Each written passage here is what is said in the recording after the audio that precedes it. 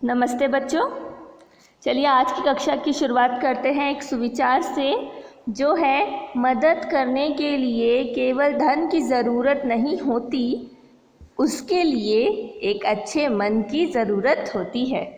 बच्चों, अगर आप किसी की मदद करना चाहते हो तो उसके लिए पैसा धन महत्व नहीं रखता।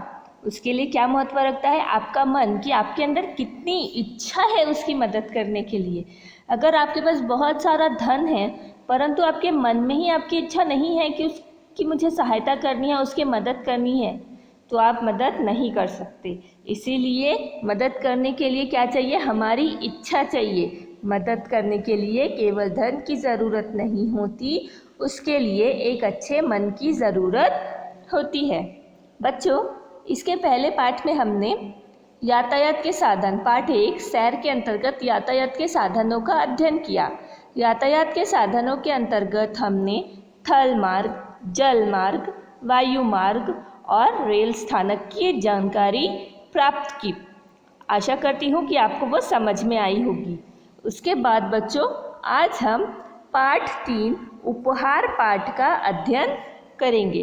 बच्चों, पाठ 2 यह एक कविता है बसंती हवा, हम उसका अध्ययन पाठ 3 के बाद करेंगे। तो आज हम पाठ 3 उपहार का अध्ययन करेंगे। तो चलिए बच्चे शुरुआत करते हैं। एक गांव में ऋत्विक नाम का लड़का रहता था।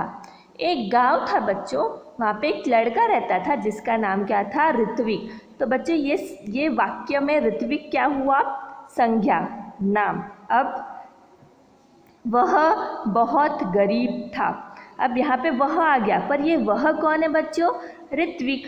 तो जो नाम की जगह पे वो शब्द आता है उसे क्या कहते हैं बच्चों? सर्वनाम। तो ये वह क्या हो गया? सर्वनाम। ऋत्विक नाम, और ऋत्विक के लिए ही उसने बाद में एक जो दूसरा शब्द यूज़ किया है उसे क्या कहा गया है? वह है सर्वनाम। गांव के पास पुस्तक मेला लगा था। उसके जो गांव था, वो ऋत्विक के गांव के पास एक क्या था? पुस्तक मेला लगा हुआ था। उसने माँ से कहा, मैं भी मेला देखने जाऊंगा। अब वह क्या था? उसकी माँ के साथ रहता था और उसने अपनी माँ से कहा कि माँ, मैं भी मेला देखने जाना चाहता हूँ। तो उसकी माँ बोली, देखो घर में कोई बड़ा नहीं है, तुम अकेले कैसे जाओगे इतनी दूर? अब उसकी माँ ने क्या कहा बच्चों? कि ऋत्विक बेटा, हमारे घर में कोई बड़ा नहीं है, तो अब मैं आपको अकेले कैसे जाने दूंगी? हमारे मम्मी पापा भी हमें अकेले कहीं नहीं जाने देते हैं ना। तो उसकी मम्मी ने भी उसे समझाया कि बेटा कोई बड़ा घर पे नहीं है, फिर मैं आपको कैसे जाने दूँ? बेटा मेला देखने की जिद छोड़ दो। अब उसकी माँ ने क्या कहा? वो बच्चा बहुत जिद करने लगा, जैसे आप भी किसी चीज़ के लिए जिद करते हो ना कई बार, कि मुझे ये चाहिए ही चाहिए, वैसा वो ऋत्विक जो था वह भी जिद करने लगा। जिद मतलब क्या होता है बच्चों? हट करने लगा। अब उसकी मम्मी ने कहा कि चलो ऋत्विक जिद छोड़ दो, अब दूध पी लो। अपनी माँ की बात सुनकर ऋत्विक उदास हो गया। वो बहुत निराश हो गया, अपसेट हो गया और एक पेड़ के नीचे जा बैठा। क्या हुआ बच्चों? एक पेड़ के नीचे जा बैठा। देखो यहाँ पे ऋत्विक एक पेड़ के नीचे बैठ गया। अचानक उसकी दृष्टि दूर पेड़ों के पीछे गई। दृष्टि मतलब बच्चों नज़र, मतलब उसको एक नज़र आया कि वो क्या देखने लगा कि एक वो पेड़ के पीछे किसे कुछ नज़र आया, जहाँ बहुत ही तेज़ रोशनी थी। रोशनी मतलब प्रकाश, बहुत तेज़ प्रकाश वहाँ से आ रहा था। तो उसे लगा कि यह क्या है? वह उठकर वहाँ गया। वहाँ सुनहरे पंखों वाली एक परी खड़ी थी। वहाँ पे वो क्या थी? वो जो प्रकाश था वो किसका था बच्चों? एक सुनहरे पंखों वाली परी का था। ऋत्विक ने हैरान होकर उस परी से पूछा, हैरान मतलब आश्चर्य से, कि अरे बाप रे, परी आ गई। परी, उसको एकदम आश्चर्य हो गया। तुम कौन हो? उसने परी को पूछा कि तुम कौन हो? यह कौन सा चिन्ह है बच्चों? प्रश्नवाचक। कौन सा चिन्ह है? प्रश्न। वह बोली, मैं परी हूँ, लेकिन तुम यहाँ उदास क्यों बैठे हो? अब परी ने भी वो बच्चे से पूछ लिया, ऋत्विक से, कि मैं तो परी हूँ, पर तुम यहाँ उदास क्यों बैठे हो? यह क्या है? पे यहाँ पे क्वेश्चन मार्क आया बच्चों, क्योंकि परी क्या कर रही है, उससे प्रश्न पूछ रही है। ये क्यों आ गया, मतलब ये प्रश्न हो गया। परी का प्रश्न सुनकर ऋत्विक की आंखों में आंसू आ गए। अब परी, वैसे ही वो ऋत्विक जो था वो बहुत उदास था, तो जैसे ही उसने परी की बात सुनी उसकी आंखों में क्या आ गए बच्चों, बहुत आंसू आ गए, वो रोने लग गया। वह बोला, मैं अपने दोस्तों के साथ पुस्तक मेला देखना और पुस्तकें खरीदना चाहता हूँ। उसने परी को अपनी इच्छा बताई। उसने किसने, ऋत्विक ने। उसने क्या हो गया, सर्वनाम। तो उसने क्या किया, अपनी इच्छा उस परी को बताई कि मैं वो पुस्तक मेले में जाना चाहता हूँ और वहाँ से कुछ पुस्तकें खरीदना चाहता हूँ।